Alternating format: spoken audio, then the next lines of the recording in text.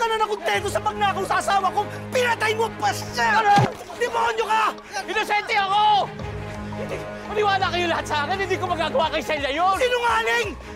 Doon ka sa presinto! Makukulong ka na! Doon ka na mabubulok! Doon ka na mamamatay! Mga sir! Wag! Bawa kayo sa akin! Bawa kayo sa pamilya ko! Mga asawa ko, sir! Bakit, mahal? Huwag mo sabihin sa akin na aawa ka sa kriminal na yun. Hindi naman sa naawa ko. Pero parang kasabi siya ng totoo eh. Ano? Ha? Anak, ano ka ba? Nakalimutan mo na ba? Siya yung person of interest. Di ba pinagbantaan niya si Celia? Alam ko po, Nay. Pero parang may mali eh. Parang may kutubo ko na hindi ko mapaliwanag.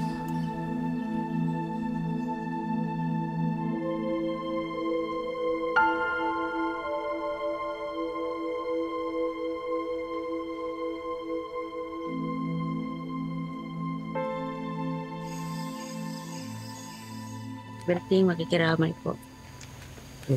Ang ulan.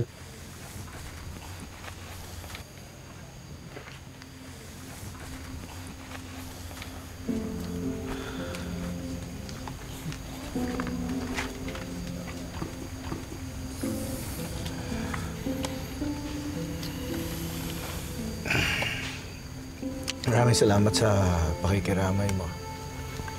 At saka ng pamilya mo. Di ko alam kung paano ko kakayanin to kung wala ka eh. Tay Berting, parang kadugo na rin po namin kayo.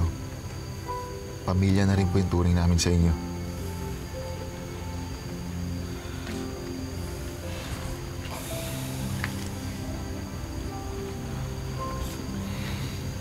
Sa totoo lang po, parang pangalawang nanay ko na si Nanay Celia.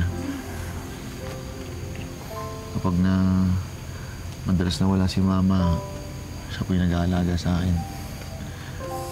Sa katunayan niya po, parang mas spoiled pa nga po ako sa kanya kaysa kay Mama eh. Kaya nga po, parang panganay na anak na rin yung tulong niya sa akin. Kaya nga po Nanay Zelda din yung tao ko sa kanya.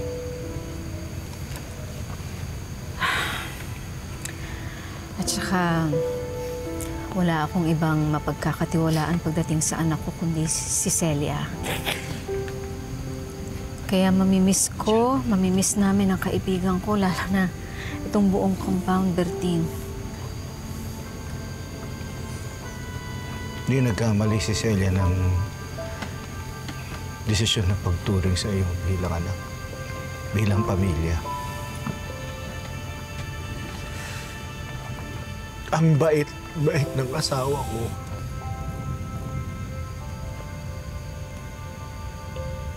Bakit siya pinatay?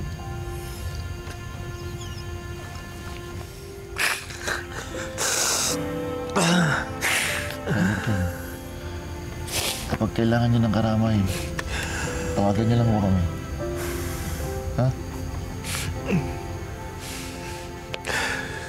Huwag kang mag-alala.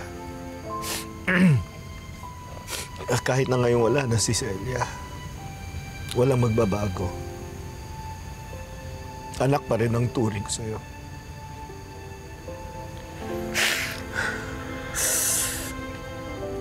Teka lang. Puntahan ko muna yung ibang mga nakikirap. Sige.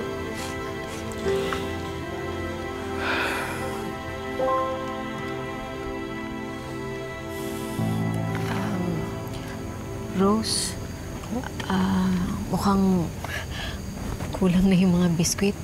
Samahan mo naman ako. Buha tayo. Sige pa. Tsaka lang, anak, ha?